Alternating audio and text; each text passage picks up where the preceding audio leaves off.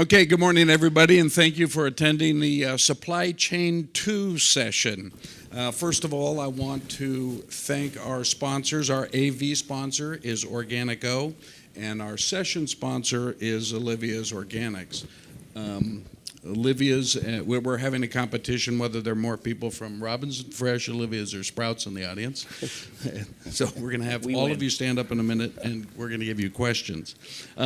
This session is really, it encompasses so many topics and categories. It's really from the farm all the way to the retail shelf. It's a very much evolving space, and we have three distinguished panelists that represent almost every single aspect from the farm to the retail shelf. I'm going to introduce them here, starting on my left with Kenneth Reagan from Olivia's.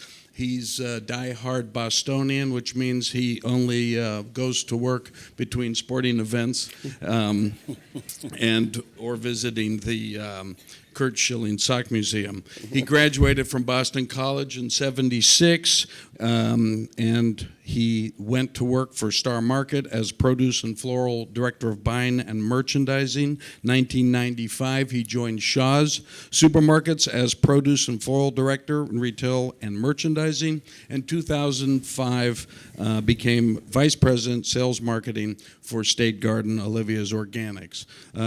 Kenneth loves golf, is married, has two children, live in Florida and California, yes, and is a real champion in the world of regional processing and organic distribution.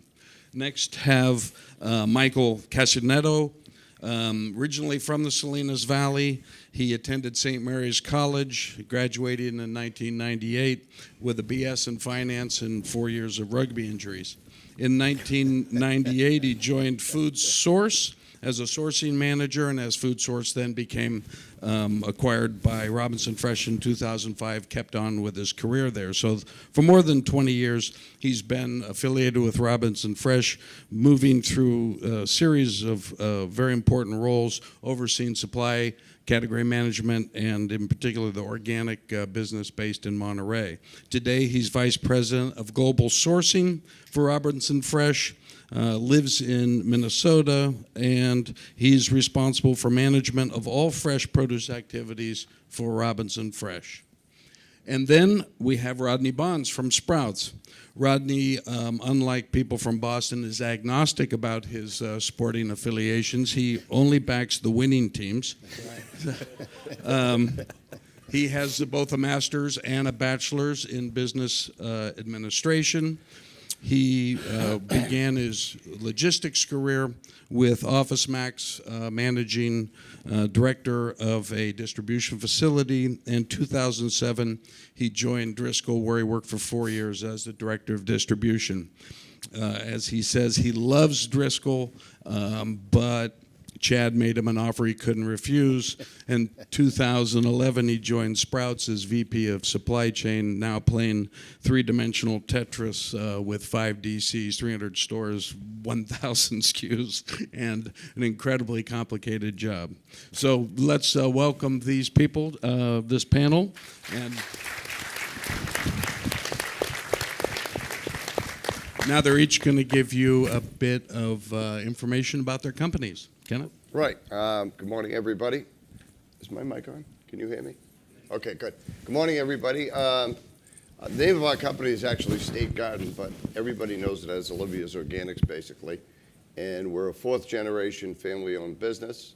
And the third-generation owner is sitting right in front of me, Mark DeMichaelis, so I really can't make any mistakes here. And we actually have the fourth generation working at our sales office with us today. So we started in Faneuil Hall Marketplace back in 1938, so this is our 80th anniversary. And from there, we now occupy 200,000 square feet of our processing facility. You can see Faneuil Hall on your left over there, and that's our new processing facility here on the right. So back in 2000, we started to bring in tender leaf lettuce, and back in the day, about 18 years ago, about 5% of all our tender leaf items were organic, and 95% were conventional. Today, that number is flipped. So right now we're about 5 to 10% of conventional and 90 to 95% organic. So thanks to the retailers out there who support organic salads, because that's what we do. Next slide. So our growers, we do not own any farms. We do have many, many growers. We grow in about 11 different regions across the United States. All our product is USA grown. Currently, we're grown in Salinas and Nevada, and all of our growers are GAP and USDA organic certified. And our raw product suppliers qualification program is designed to limit the risk of any potential physical, chemical, or biological problems. For food safety, which I think is very, very important to us and everybody else in the room here today, our leafy greens are all pre-screened and tested by third-party independent labs before it's put on a truck and shipped to us. We get the lab results back. We do not receive the product into our facility until we receive those results. And if there are no problems, we go to work, we wash it, we pack it, and we ship it, okay? Now, before we do ship that, we have a test and hold program on finished goods where we test for the same potential issues that we may have on finished goods. So before we ship the product to any of our customers, that's in a test and hold procedure for about 24 hours, and everything is green light, then we just ship the product out.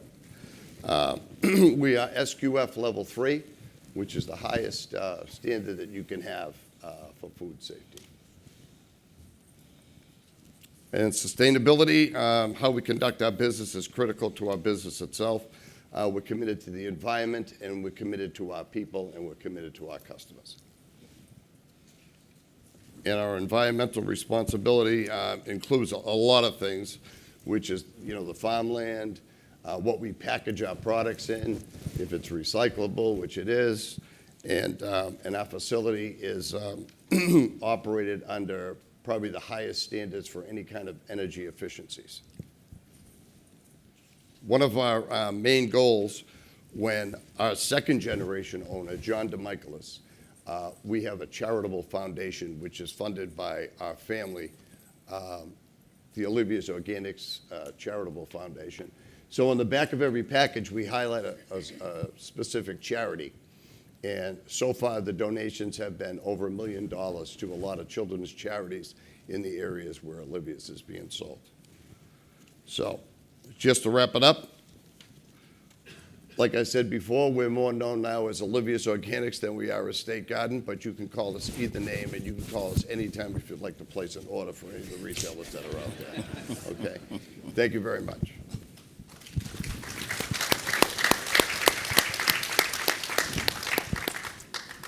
Good morning.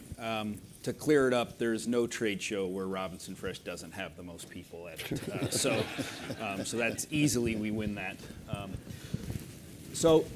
Robinson Fresh is the fresh produce and logistics division of C.H. Robinson, a global logistics provider. We occupy a unique place in the industry in that we participate in all aspects of the supply chain, both in fresh produce and logistics. And depending on where your company exists in these examples, we most likely deal with you in either one of the capacities or all of the capacities. Our role as an invested farmer, grower, shipper, distribution, long haul, short haul, last mile logistics provider, and then customer and consumer insights really provides a unique position for ourselves in the fresh produce industry, and a position we feel very comfortable and confident that we're unique to supply the industry.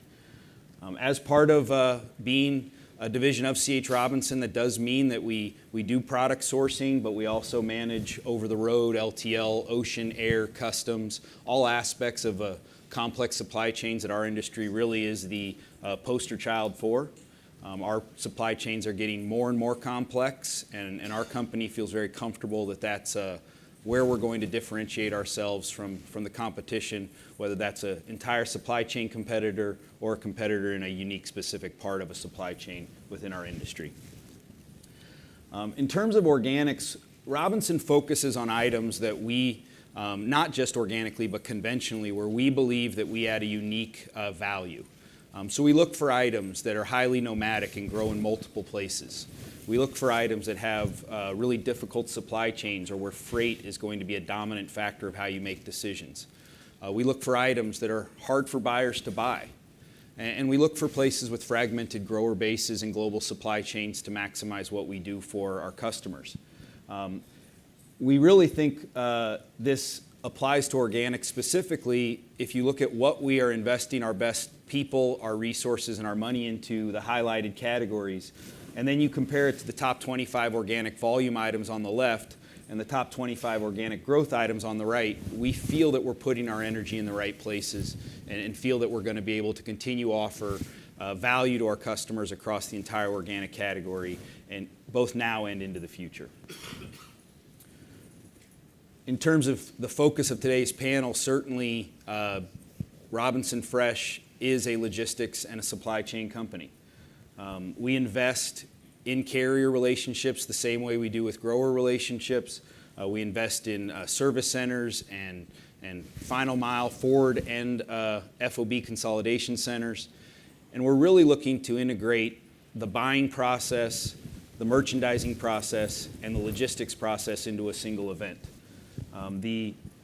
The last part of it is our technology solutions. We have proprietary technology, both order management technology as well as our truck tracking and load management technology that allows us to predict delays, allows us to give you full visibility of your supply chain. Where is your product? Where is your product value? How are you going to manage that? How are you going to decrease shrink, increase turns, make sure that your product is meeting your consumer where they want to buy on a consistent basis? And we think the combination of the three slides really is what separates Robinson Fresh and why I'm very proud to be here with the numerous folks from Robinson Fresh that are here at this show. So thank you very much.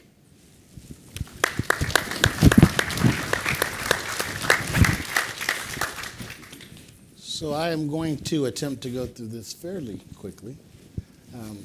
Great job by the two gentlemen before myself.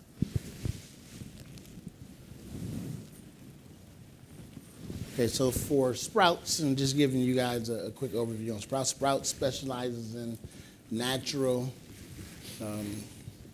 organic, and fresh products. That being what ultimately is a difference maker for Sprouts and what ultimately brings people into a Sprouts store. From a Sprouts perspective, one of the key things that we believe is that we meet at the cross of value and healthy. So where health meets value, that's where Sprouts is at its sweet spot. And it's the belief of Sprouts that eating healthy should be affordable for all. So it's one of the primary mind shares across Sprouts is that we have to make it affordable and reachable for all.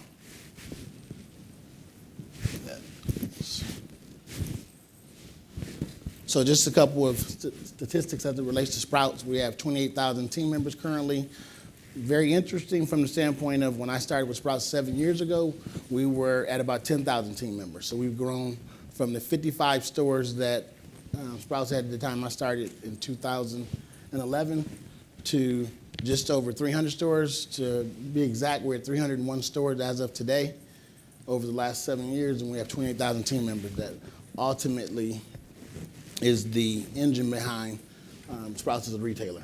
With that also, when I started 7 years ago, we had 2 distribution centers, so we've since opened 3, and also have, with that, fueling our growth of about 30 stores per year, we've grown into multiple different regions of the company, where now we operate in 18 states, soon to be 20 states, as we have a couple of stores opening in new markets, which are later in the presentation I'll touch on in just a moment.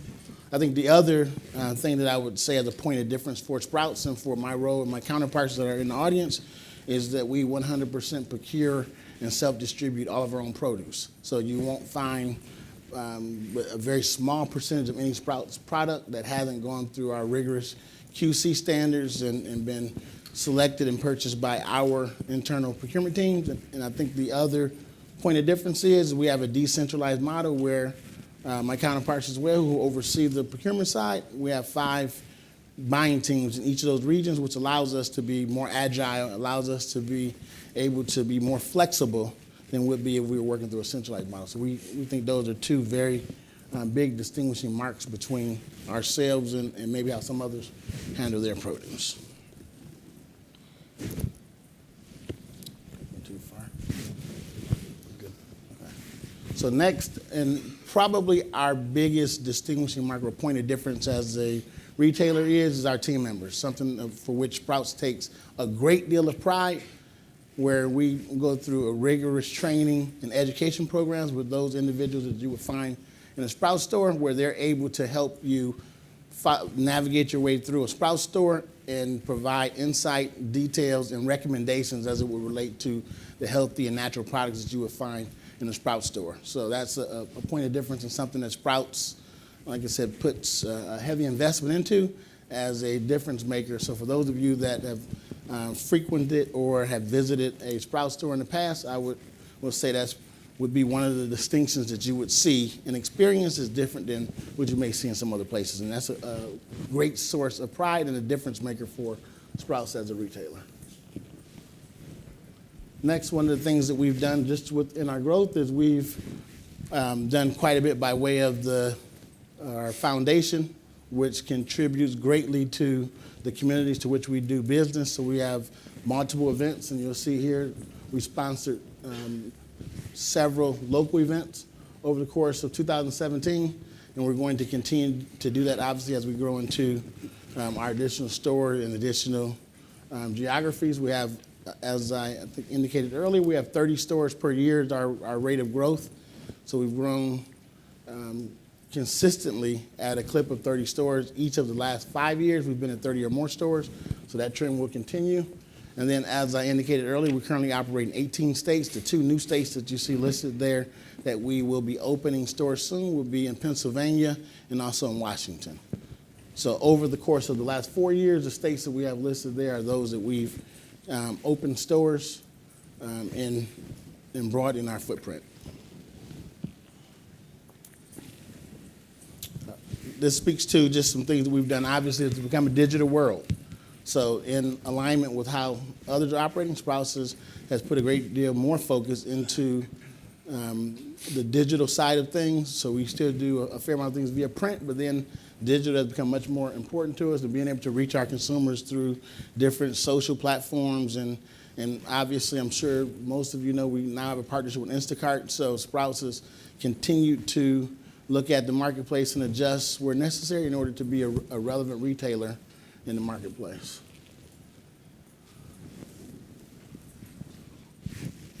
All right, thank you, gentlemen. Sorry. All right, over the next 20 minutes before Q&A, we're going to try to hit some of the very top, most pressing topics in this category, and you get to listen.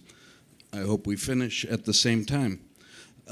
First topic we're going to discuss is freight, and really the pinch that the industry is feeling now around availability and affordability of refrigerated freight with the increasing driver shortages. Drivers are leaving the reefer space, driven by increase in U.S. manufacturing, which is up over 14% and at a 14-year high right now.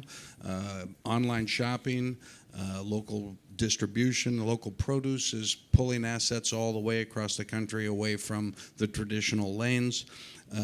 This last June, the reefer rate hit $2.69 a mile for spot rates, with contracts not far behind, and the DAT reefer truck-to-load ratio is year-on-year averaging about 100% increase over the last 3 years, and in January was as high as 15, averaging over 10 this year.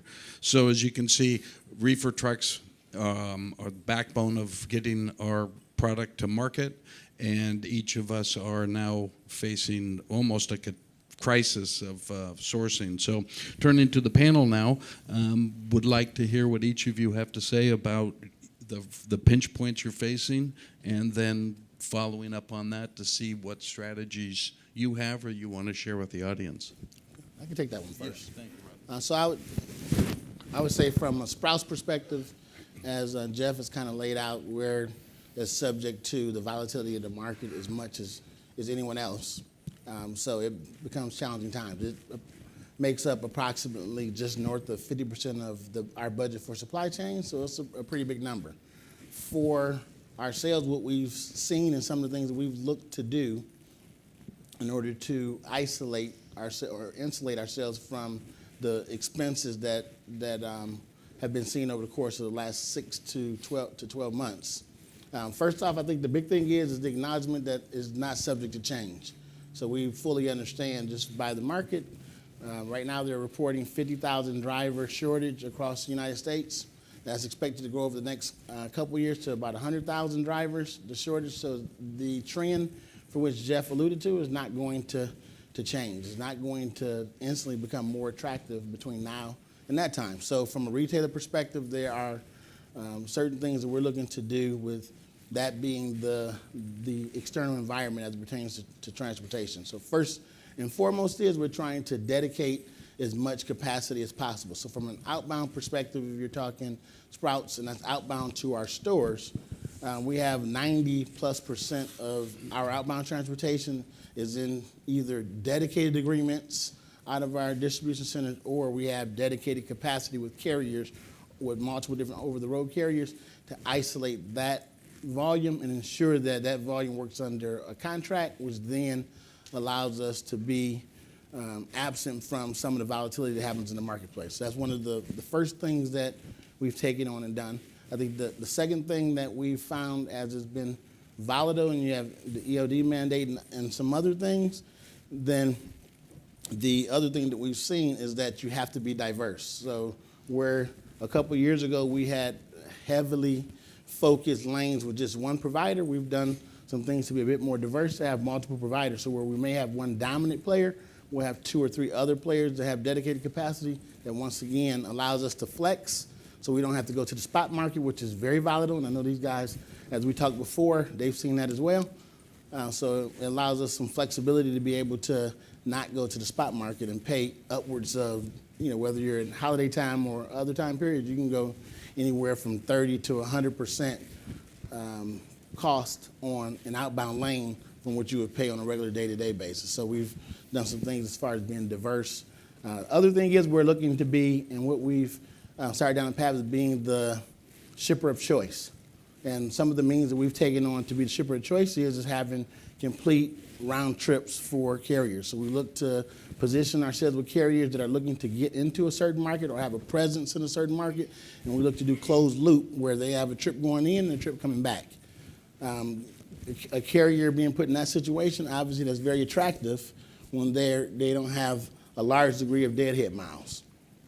So we've done quite a bit more on that side of things in order to really stand out amongst those that are providers. One of the other things that we've done is really put a lot of work in my counterparts. I would give them the credit for this, is just in our proactive and the accuracy of our forecast, which then allows us to be able to understand when spikes are coming and to be able to dedicate that capacity on the front side, because we're much more susceptible to an increase in cost on the things that we procure and bring in than the transportation that we have out, because as I said, 90% plus of that is locked down.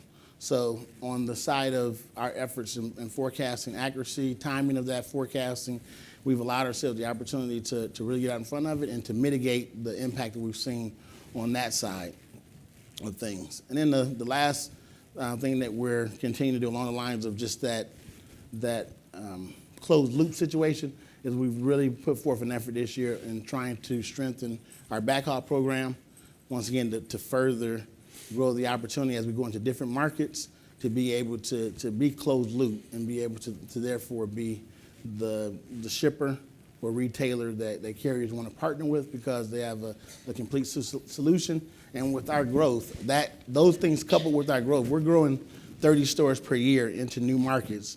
As I said, we've grown from 55 to 300 stores over the course of the last 7 years that I've been with Sprouts.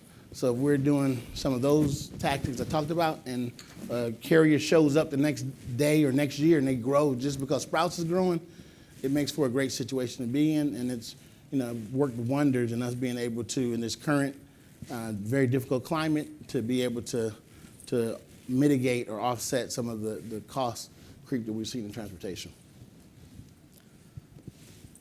So, sure. So from a Robinson Fresh perspective, I'll answer it two ways. First, from an overall logistics solution provider, we do have a unique relationship in that we provide many of you in the room freight logistics solutions separately from our own products. And really in that marketplace, we're doing three things. One is working with our customers to identify waste in those supply chains.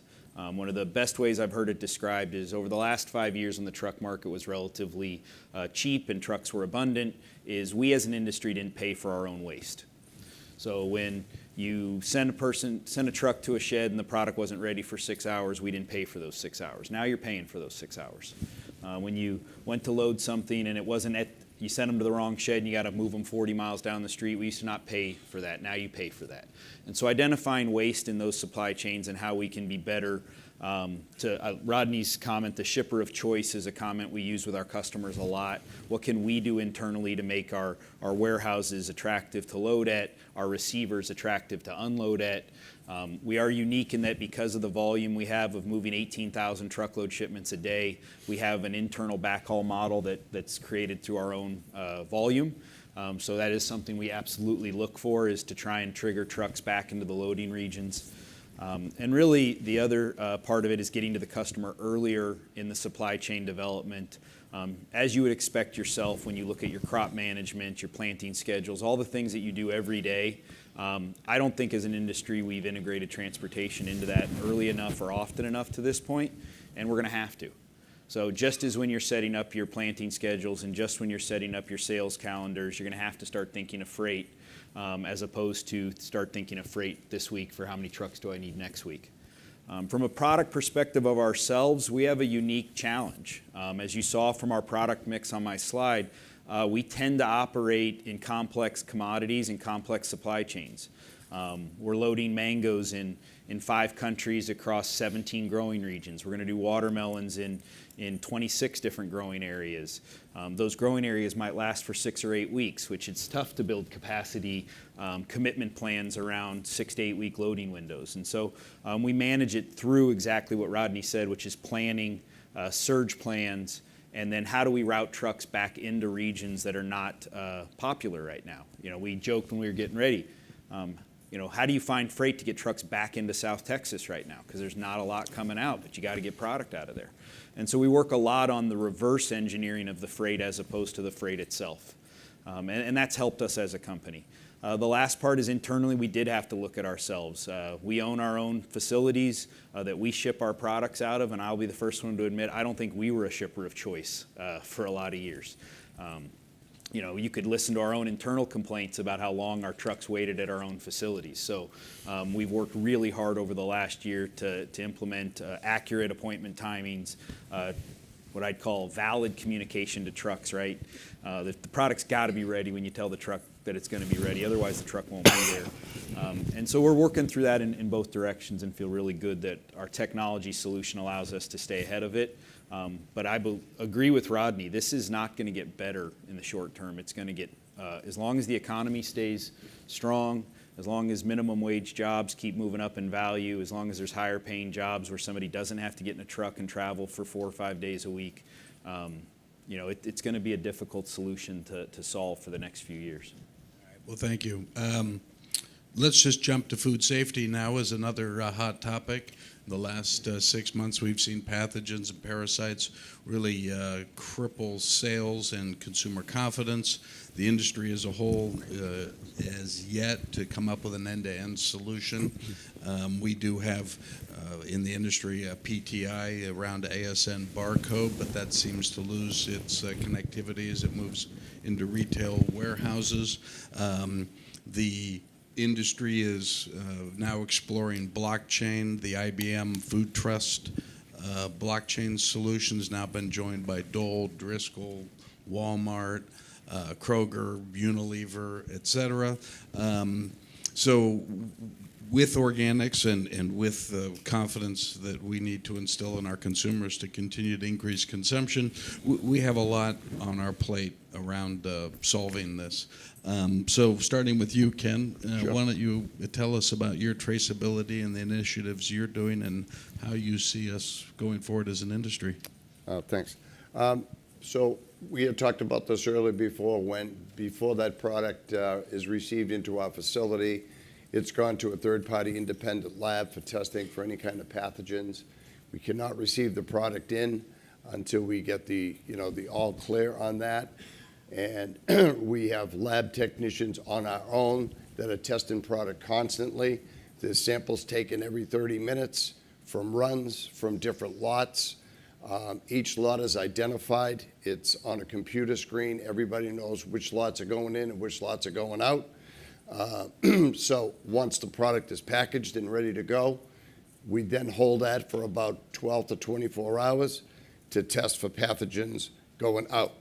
So we feel that we have our bases covered on that particular piece. We also have a traceback number on every single package where we can trace that lot back to what farm, what block, what day it was harvested, what the farmer's dog's name. You can find that out too from that 5 or 6 digit number that we put on there. And we can get that information in about 3 minutes. So there's no delay, and hopefully we don't have to use that. And, obviously we don't want to use that, but if we ever had to, we have that available to us. And like I said, in about 3 minutes, we can have all the results of where that product actually came from. So when we go out to make a sales pitch, from the sales perspective, the number one thing right now is safe food. There's just too many things that are happening, okay? Like Jeff said, and it takes too long a time, to come full circle and figure out what the issues are. So we go in with safe food. We talk about best quality, service for our customers, and fair prices. And, that's basically what our goal is. Okay. Michael, Rodney, thoughts on blockchain and end-to-end traceability? Sure. So Robinson Fresh has had a history of trying to be on the forefront with the industry on whatever the newest technology and opportunities to provide food safety visibility and information to our customers. Whether it was RFID, being one of the first GFSI-only audited companies to now working with PTI for a lot of our customers. We're actively looking at blockchain. The opportunity with blockchain in terms of the security of information, the transparency of information is incredible. The hurdle is much the hurdle we've dealt with PTI or RFID or anything else, which is the industry coming together as a community and determining that we'll accept that we're all going to do that and share that information across the platform. Blockchain is the simplicity of it is the brilliance of it. It's not complicated. It's just information share that all companies who participate in it accept that that's how you're going to share information. We've talked as an industry about doing that a lot, whether it's food safety, social responsibility, et cetera, but we've really struggled to come to a point where everybody says that's the way we're going to go. And until you do that, the opportunity with blockchain is there, but it wouldn't be maximized. We are on the Blockchain and Transportation Association from a global perspective, so we're looking at it from both perspectives, food safety in terms of product, but also from a traceability and tracking from a transportation perspective. So we expect it to be part of our business in the future. How fast is really going to be up to us as an industry. The financial industry has dove headfirst in, and it's heavily active in it. There seems to be a comfort with sharing that information. We have to get there as an industry for it to be effective for us. I would say first off that obviously from a food safety perspective, it's something that Sprouts takes very seriously. At the core of a Sprouts store or the Sprouts model is produce. So that's something that we hold in the highest regard, and we have rigorous systems and communication channels within Sprouts to ensure that we hold ourselves accountable to executing at a very high level. As it relates to that, I won't say 3 minutes, but 3 times like 20 maybe, but is what we signed up for. But in the end, when it's all said and done, whether it be something that is a formal food safety issue where we all react or it just be a notice, Sprouts takes the same approach regardless. just in the protection of the consumer, and we remove all product from our distribution centers and from our stores so that there is zero chance for exposure.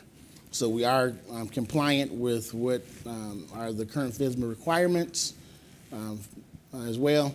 And then secondly, we're able to track down to the receipt level, and we're working on some things with our partner on the order management side, iTrade, to get even greater levels of visibility. So something we take seriously, and we're putting systems and money and attention to it to ensure that we continue to meet and exceed the expectations that exist.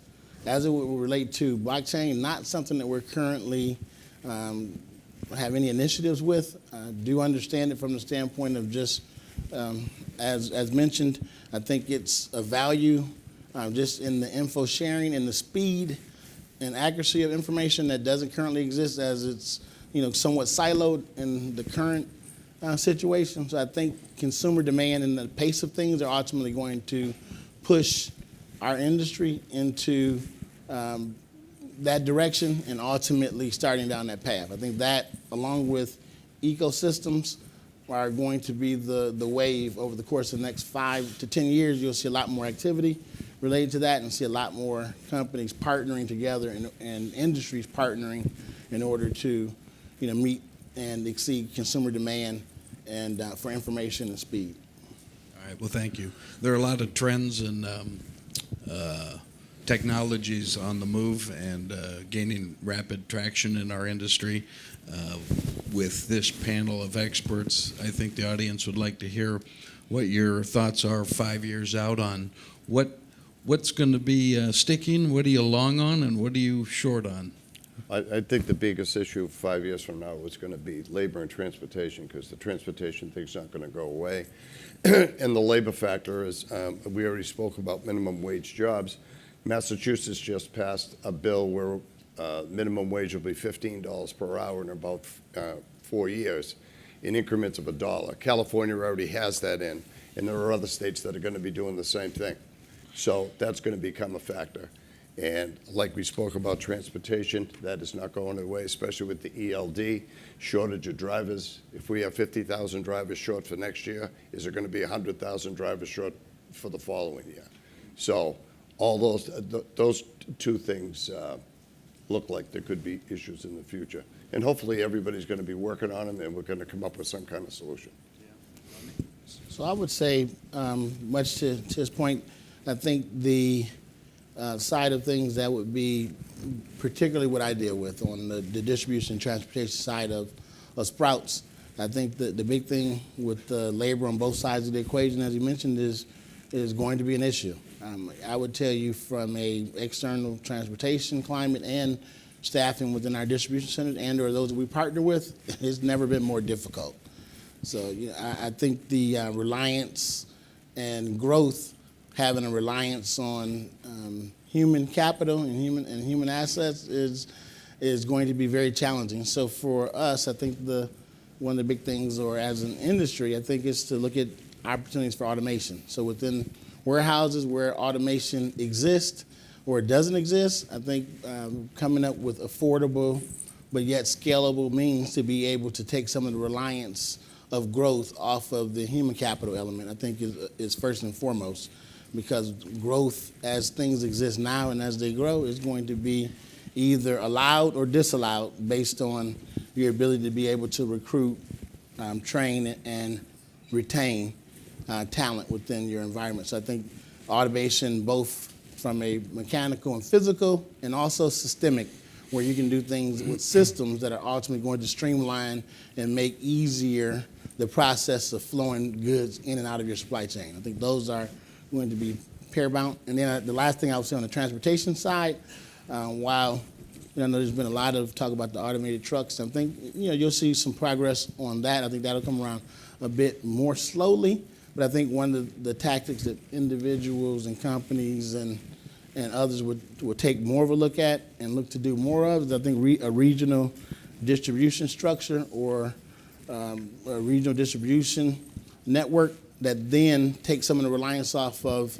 overnight travel and long-haul trips and has individuals, because as carriers are selling it now, and I'm sure C.H. Robinson is doing this as well with those they work with, is they're selling you're back every night. You're home every evening. You don't have to go on a long 2, 3, 4, 1 week, 2 week trips. You're back every night. So in alignment with that, I think the attractiveness for driving is contingent on a regional distribution strategy that cuts down the length of haul, therefore the time that's being spent out on the road. So I think you'll see a lot more regional distribution strategies and companies partnering on things of that nature in order to reduce that length of haul, which then allows for the job to become that much more attractive with some of the other things that they're doing to retain and or to attract drivers in the current climate.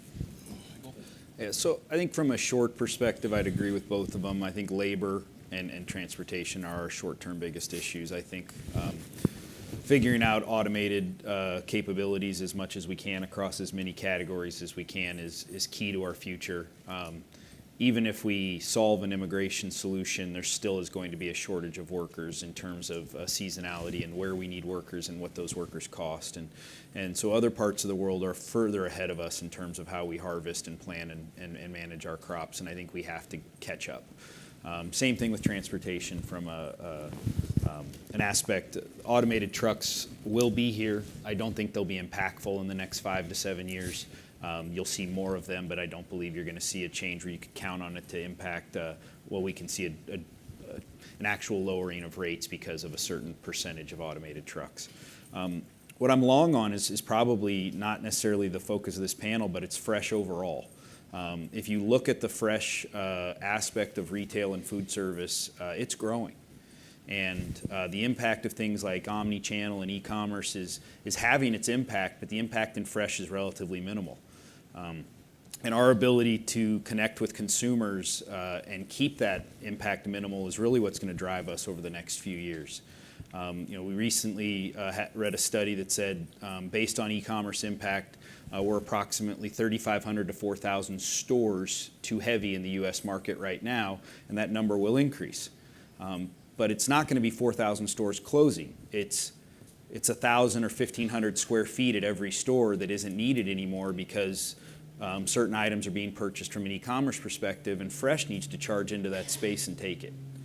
And so that's really what we're talking to our customers about is as you see your own e-commerce strategy, as you start to make changes and impact and start moving some of your sales out of the center of the store, what's your Fresh strategy to fill that section of the store up? And so we're very bullish on what Fresh is going to be and where it's going to go over the next few years, and we're excited to be part of that solution. Oh, thank you, Michael. Now, before we wrap this up, we'd like to turn it over to any of you that have a question for someone on the panel. Are there any questions? Well, outstanding. Then we finished on time. So I want to thank our panel. They've done a great job. Very much appreciated.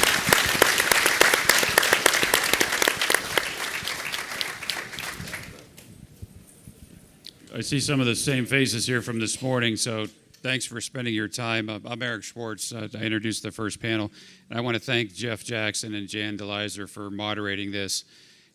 Hopefully you got a different perspective for those that sat through the whole 2 sessions of where the challenges and opportunities are from the growing side all the way through to the retail side.